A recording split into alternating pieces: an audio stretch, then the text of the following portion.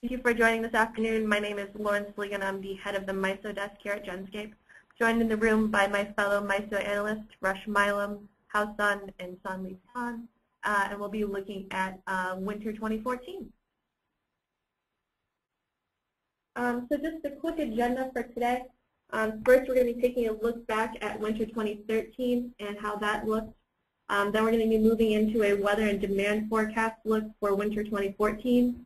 Then looking at the wind generation, congestion expectations, just touch briefly on the MISO South integration that's happening a week from today, and then a quick look at fuel pricing and where that is for the upcoming month.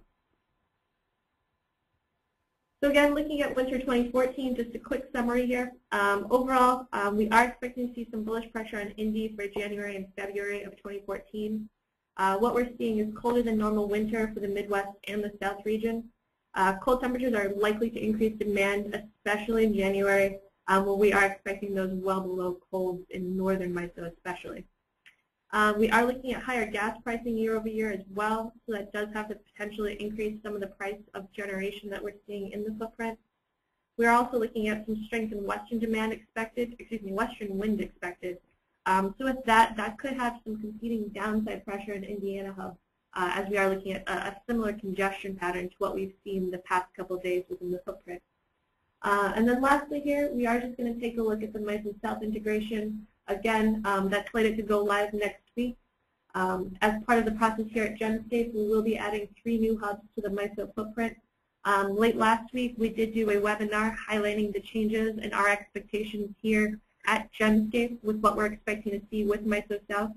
If you'd like a copy of that webinar, please let us know. My contact details are at the end of the presentation, and I would look forward to hearing from you.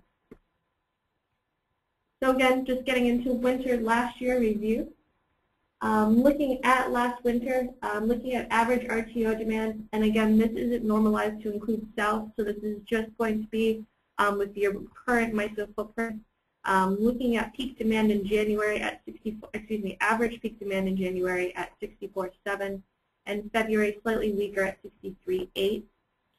Looking at average Indy Hub real-time settles, January was 32.23, and February corresponding with that drop in demand, you're seeing a drop in that average settle price down to 31.46. And then again, just looking at where we were with Chicago City Gates pricing for gas, around 3.45 for both January and February. Then looking at the strongest days of the month, January, our peak load around 73.8. February, you're at 72.2. And then looking at the price settles for those days specifically, 54.79 for January and 49.25 for February. For those of you looking at the market now, you'll know that we're kind of right in that ballpark for peak RTO demand compared to January this week so far. So it will be something to kind of keep an eye on going forward.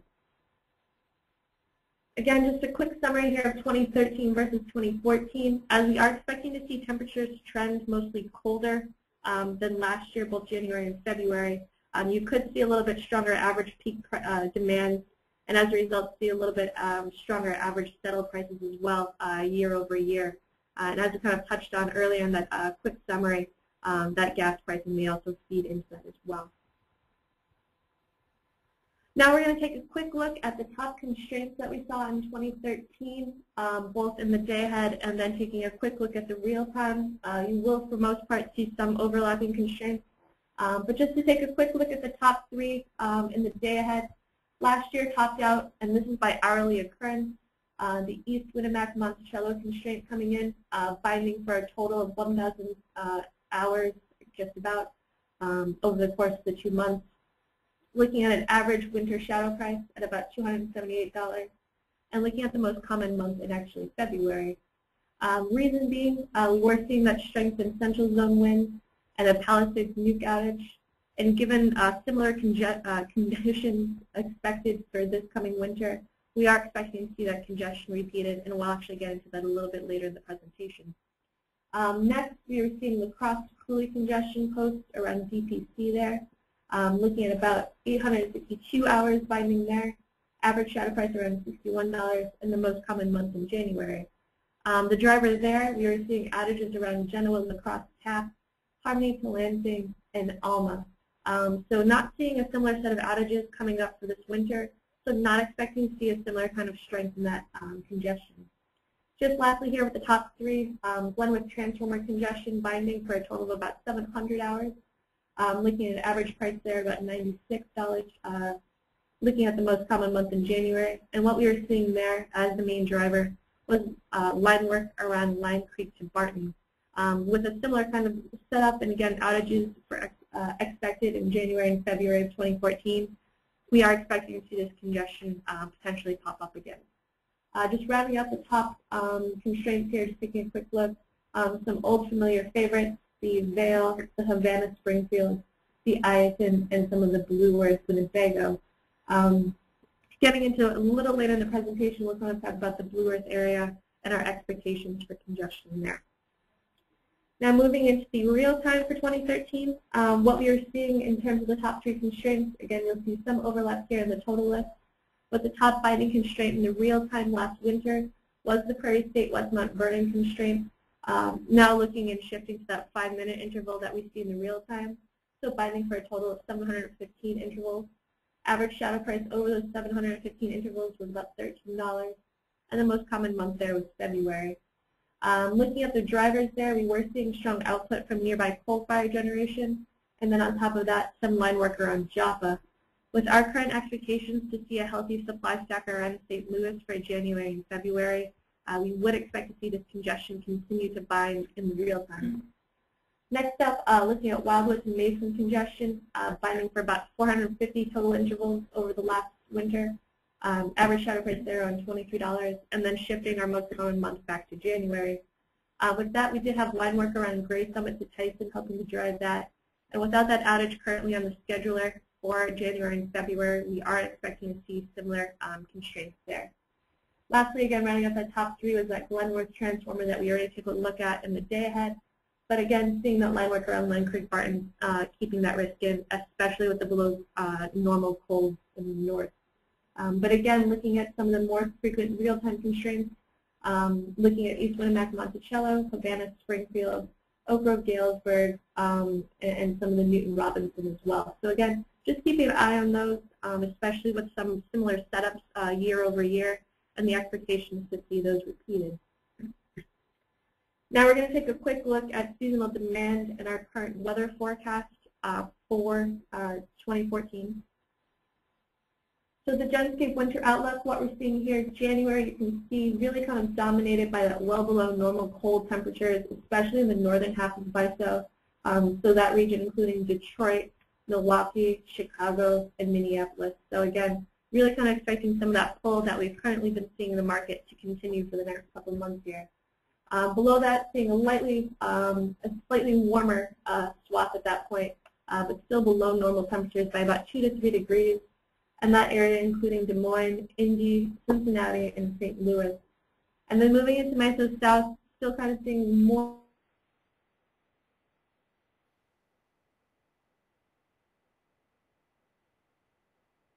in Houston. Then moving in there is the below normals, especially kind of holding on for that northern half of the footprint. So really kind of looking at the dividing line there around Des Moines. But Des Moines northward, really kind of expecting to see that cold temperature linger. South of Des Moines, though, there is the expectation, especially for the new MISO South, to see a slightly above normal temperature forecast. So again, kind of taking a look at that new region we're adding to the footprint in our expectations there. Overall, though, a colder than normal winter across the Midwest and South. So again, that Great Lakes region really being hit the hardest. Looking at the anomalies and the airflow, really kind of keeping in that area. There is risk to see some warmth creep in during January and February itself.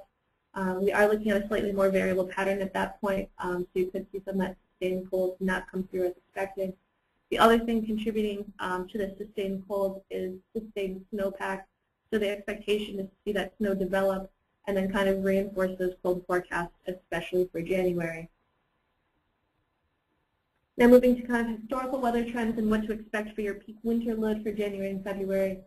Between 2005 and 2010, the strongest demand of the winter typically occurring mid-December to mid-January. So we are kind of right in that threshold right now. and certainly so far this week you might see a contender for that peak. Beyond that, looking at the coldest temperatures usually occurring in the middle of January once you do have some of that snowpack beginning to take hold. Then looking at peaks, normally Monday through Thursday you rarely see a peak on a Friday, and really that's occurred 8 out of the 8 past years. So based on the past patterns, really kind of looking for a peak that mid-January time frame in the early part of the week. Then moving into the wind forecast and what we're expecting for winds. Historically, as you can see back through the beginning of 2012, you are seeing a trend upward in terms of total wind capacity as a percentage of installed capacity. So what we're seeing right now is kind of about 40 to 45% of total wind on average out of the footprint. So if you're thinking we have about 12,000 megawatts installed, you're probably close to about a 5,000 megawatt average. That pink line representing the on-peak period, the blue the off-peak. So you could start seeing a little bit more of a dip overall in terms of that off-peak wind depending on the variable patterns that we're expecting. Getting into a total wind summary though, again, looking at the west wind really kind of holding its own versus the rest of the footprint in terms of the output.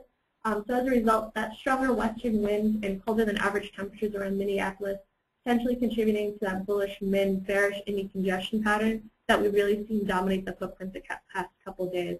So that is something to keep an eye out for the next couple of months here, especially again as we see a more active track out in the west.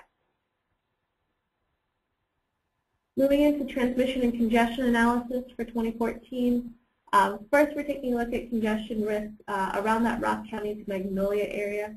What we're looking at there is one, we're starting already at Heron Lake to Lakefield, and that outage going through March, and then again that strengthened western wind. So as you can see on this transmission excerpt, expecting to see that push towards Magnolia, Brewster, Heron Lake, and the expectation to see that pull towards Minneapolis continue, especially as we're looking at that kind of sweet spot for wind.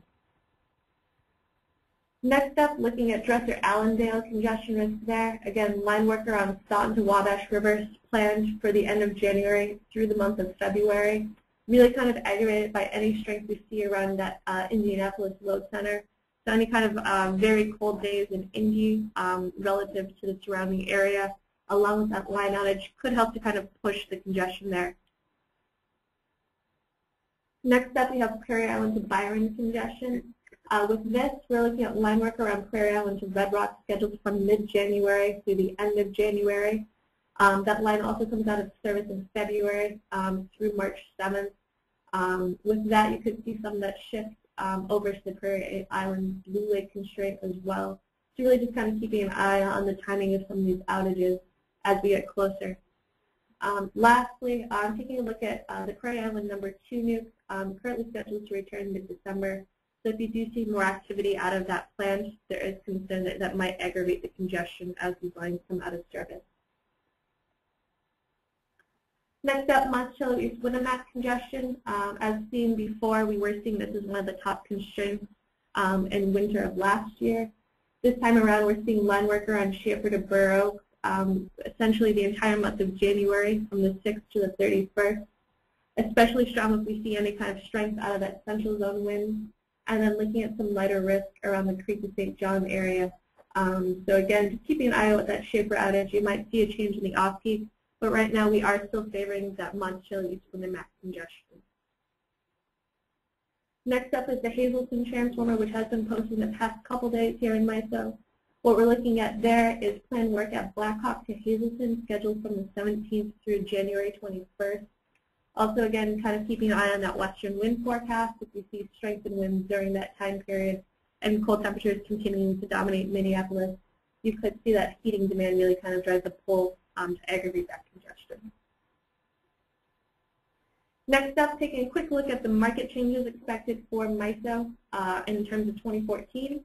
The big thing is obviously this impending MISO South integration occurring next week. MISO announced the integration back in 2011. In terms of what we're expecting for the integration, we are adding about 30 gigawatts of additional summer peak demand and a total of about 48 gigawatts of generation. Now that 48 gigawatts includes anything existing, anything under construction, and any planned units there as well. In terms of our look at MISO South and potential constraints that we may see, MISO ran a study and then Genscape kind of following up and taking a look as well. Both lists come determining that there's strong risk around that Nelson 500-230 area, as well as the PPG to Rosebluff 230 kV line. So again, keeping an eye out for that and really how things will play out there. Just a quick overview of how we came to these assumptions for congestion. What we did over here was take a look at historical TLR data and really kind of take a look at what was posting internal to that Entergy area and whether or not we expected to see that kind of flow pattern continue once it was integrated into MISO. Lastly here, MISO will be adding 3 new hubs to its current footprint. So on top of Indiana, Michigan, Illinois, and Minnesota, we'll be adding Louisiana, Arkansas, and Texas hubs. In terms of the forecast here, on our news tier platform, we are looking at doing an additional hub for both the day-ahead and real-time forecast for Valday and next day. Right now, we are planning on adding Arkansas hub to the daily reports, but again, subject to change should we see any kind of change in expectations for that training activity. So right now, the focus is on Arkansas, but if we see Louisiana or Texas really kind of become the dominant hub in the MISO South region, we will change our expectations there. Lastly here, just taking a quick look at fuel and how that plays into MISO. Again, especially with Entergy joining, we are gaining quite a bit of gas-fired generation into the fuel mix. So looking at current Henry Hub pricing for January and February, both around 430, so looking at about a 97-cent increase year over year. And then looking at Michigan pricing versus Henry Hub, you are seeing about a 15-cent increase. January about 13 cents and February about 14 cents. But that does conclude our prepared slides for this afternoon. Again, thank you for joining us. Contact information there should you need it or have any questions after this webinar. But we are just going to take a minute to review some of the questions that have come in. Just a quick reminder that these slides will be available along with the presentation afterwards. So rest assured we will see these again. All right, just give us 1 second and we'll be right back.